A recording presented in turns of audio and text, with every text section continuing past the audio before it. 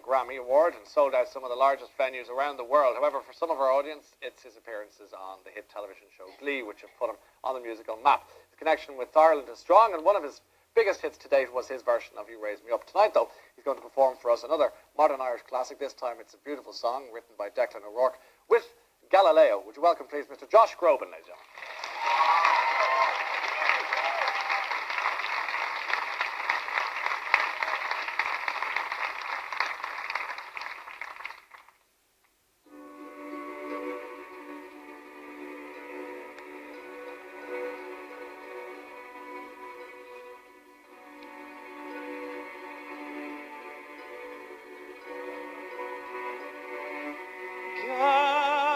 Galileo fell in love as a Galilean boy, and he wondered what in heaven, who invented such a joy. But the question got the better of his scientific mind, and to his blind and dying days, he looked up high and often sighed, and sometimes cried. Who puts the rainbow in the sky? Who lights the stars at night? Who dreamt of someone so divine? Someone like you, and made them mine.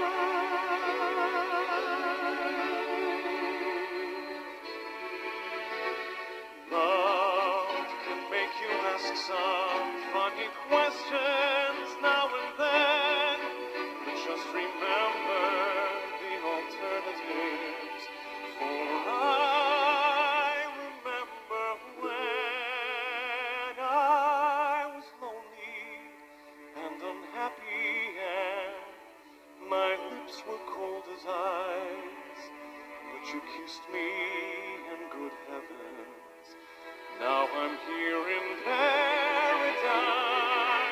So if ever I'm not kissing you or looking in your eyes, I won't be blind and I won't cry.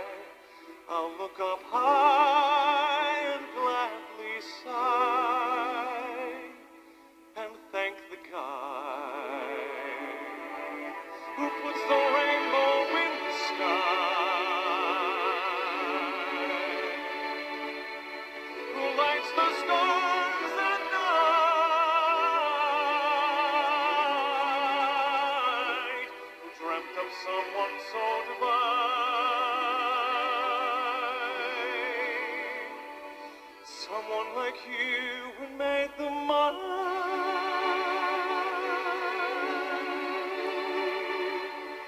Someone like you, and made them mine.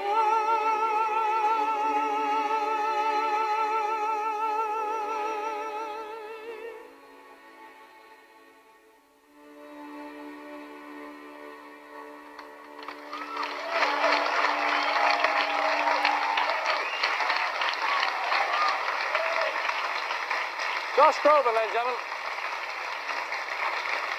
Good work. Oh, thanks, I enjoyed that very much. Thank you. I appreciate that. Thanks for having me on. Lovely accompaniment, by the way. Well Yeah, done what a nice- to the gang in there. Thank you very So much. that's the song that caught your ear, and you decided, yeah, I've got to do that. Why It that one? did. You know, every now and then a song kind of comes in your door that just kind of knocks you off your feet. And for me, I mean, I've always kind of had a voice and a musical style that's lent itself really well to romantic songs. Yes. I am a bit of an overthinker and a little bit kind of neurotic when it comes to love, so it's kind of been a dichotomy of like singing the big anthemic love song, and then like in my own personal life feeling like, oh, I just thought that into the ground. Man, Yeah. I could have done better with that. You made a bags of it. Yeah, pretty much, yeah. Okay, so you're good at the singing, but not at the actual doing it. Sometimes that's the truth. Sometimes you sing songs about what you wish you were able to have in your life, but this song was one that I felt was super positive and Yeah. super romantic, Yeah. but also kind of through the eyes of somebody who was trying to figure it all out. Somebody who, in every other aspect of his life, could map it out, could figure it out on paper. And this was something he couldn't. And it's curious because you raised me up, which I mentioned in the introduction. Again, another song that it comes from here, and I think you were here by accident. You heard it the first time. Remind us what. That's another song that I was so blessed to have heard it at the right time. I was actually in a taxi cab in Dublin. It was my first trip to Dublin. It was maybe 10 or 11 years ago. Yeah. And I mean, other than just thinking to myself, well, that's a pretty damn near perfect song. Sure. I left it alone, and I went back and I started recording my second record with David Foster, and somebody came in and said, hey, I heard this song, I think it'd be right for you. We stopped what we were doing and said, this is really something. I mean, it's funny, just thinking what a relief the taxi driver wasn't listening to Britney Spears or something. It could have been a very different career. Yeah, exactly. If I'd been in the taxi cab anywhere from 2004 until now, I think I would have been out of luck. Yeah, exactly. Yeah. I think you were 17 when you got a phone call that pretty much changed your whole direction. Is that I was 17 and terrified. Oh, well, I was in a high school for the performing arts, a little bit like the Glee school. I was very much in a school where people were kind of doing high kicks in the hallways and all sorts of stuff. And it's one of those things where I was working with a voice teacher outside of the school, and David Foster again called and said, "Hey, I need somebody young who can sing. I'm in a real pickle." And I sang at an event for him. 2 weeks later, he said, "Hey, you were great at this event. I'm at the Grammys with Celine Dion. She's supposed to sing with Andrea Bocelli, who is sick and can't make it to rehearsals. Here's a fun thing for you to do. Here's like a little field trip, little master class. Come on over and sing with Celine." And I said no, because I didn't want to mess up in front of her. I was afraid that I wouldn't sing well. And he said, "I'm not asking you. I'm telling you. Get your butt over here. I'll see you at 3 o'clock." And I didn't realize it was a moment that would change my life forever. I just wanted to do a good job. Were you a bit of a wreck meeting her? I was a complete wreck. My hand was shaking. Yeah.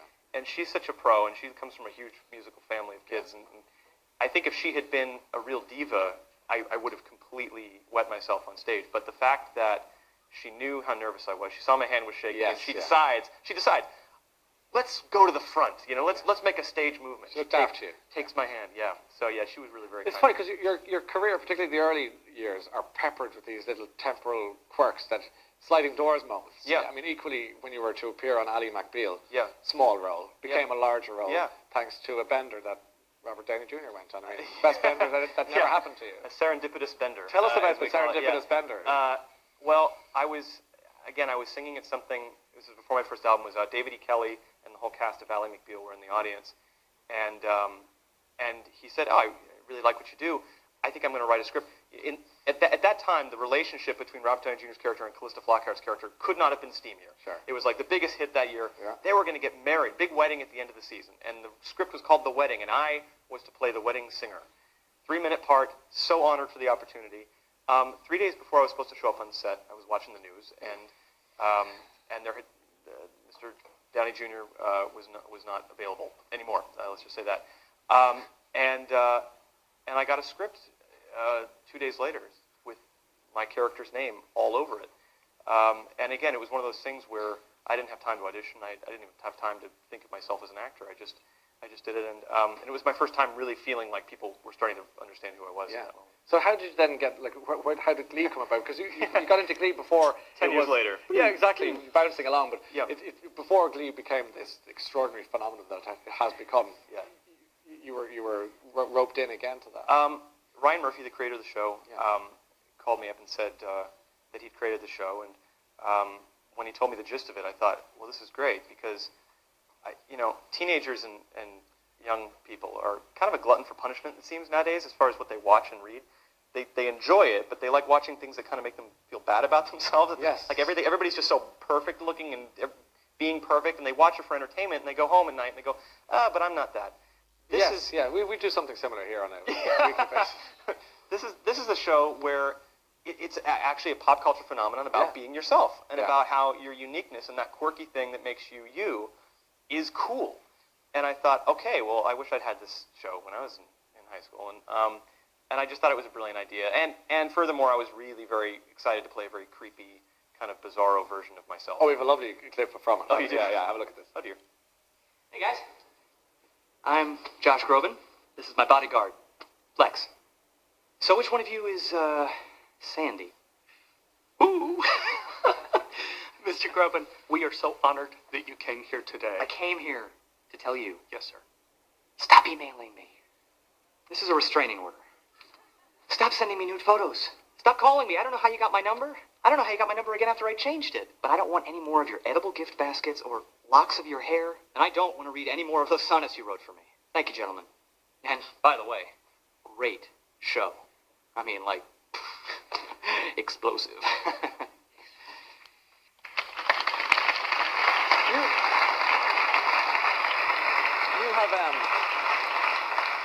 You have an extremely enthusiastic fan base. I think that's probably fair to say. I do, yes. On occasion, intense. Intense. As enthusiasm can tend to be sometimes. But it spills into the realm of sometimes sociopathic. How bad does it get? Well, I mean, I think in any genre of music, there's different tiers, let's say. You're going to be really polite now. Of fandom. I have to be very careful. Oh, really? No, I mean, there's definitely, I think, there's definitely kind of the squeaky wheel sometimes. There'll be like one person who has the internet, unfortunately, that will kind of, be really loud for the group when it doesn't represent the group as a whole. But, for the most part, my fans have been, as a genre of music that has not really been reliant on radio or MTV or any of the things that would be considered to be kind of formulaic music business hype stuff. Yes. My fans were all I have had to really get the word out and to say, okay, well, this person should hear it, and then that person gives it to another couple of people. And I feel very lucky that I've had a very kind of grassroots career because of the passion of my fans. Have you ever had your likeness tattooed to somebody's? That has also happened. That's yes. what I'm thinking. Yes. Okay. Well, yes. Whenever somebody comes up to you with your entire face tattooed on the arm, yes, it's flattering. It's an interesting. It's a sensation that's very hard to describe. Yeah. Really. It's very flattering, and you say to yourself, okay, well, that's permanent. And here's how I'm so sick that I don't view it as like an ego thing. I view it as I'm looking at it going, what could she change that to in case I decide to stop singing? Like 20 years from now, could that be Tom Selleck if she put a mustache on there? If she changes it around. Yeah. So listen, you've got a good comic streak in you. You're clearly able to act as well, and you're a good tweeter. We've been having a bit of a Twitter bromance. It's going well brewing. So far. Yes, it's good. Yes, I enjoyed that. Thank you. And thank you. And of course, Kanye West is a prolific Twitterer. Oh, Kanye's got the greatest tweets on the web, I think. And is that why you put some of his tweets to music? Yes, they're comedic gold. The comedy just writes itself. Let's see what. Do we have? Yeah, we have my to. Goodness. This is great. Josh Groban's the best tweets of Kanye West. Can we please toast to the mother douchebag? You know where to find marble conference tables, looking to have a conference. Not until I get the table for a pillow, a heart to actually sleep on.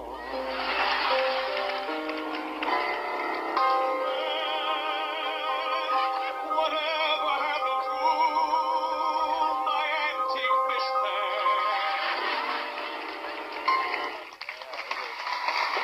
Oh, I love it. That's so much fun. Yeah, well, those melodies just wrote themselves. Yeah, I can hear it. They drama. did the gravitas that they so achingly craved. You can sense that sense of anticipation and loss. Yes, Yes. absolutely. Comic tragedy. Absolutely. Crazy Stupid Love is the name of the movie. Yes, you're going to be in. Yes, I just have a very wonderful but small role in a very big movie coming out in July, I think, here with Steve Carell, Ryan Gosling, Julianne Moore. I get to play Emma Stone's fiance, which was Congratulations. really so much. Yeah, thank you. It was not a hard day on set. No. And she's sweet, and it was nice to audition for a part and try to be somebody other than creepy me. And so we had a great time. It's my first film, so that'll be out this summer. Okay, congratulations. You hit 30 recently, by the way. I did. How's that working for you, Dr. Phil? Are you okay? I'm doing all right. You're Yeah, doing all right. I fell asleep in the car over here, but other than that, You're getting old now, Josh. I know. I You mean, need the naps. the weight of the crochet needles is just dragging me down. No, I'm enjoying it. I'm really having a good time. It's been a pleasure having you on the program. It's been an honor to be here. Josh Thanks so Groban. much. Thanks, Josh. Thank you. Okay.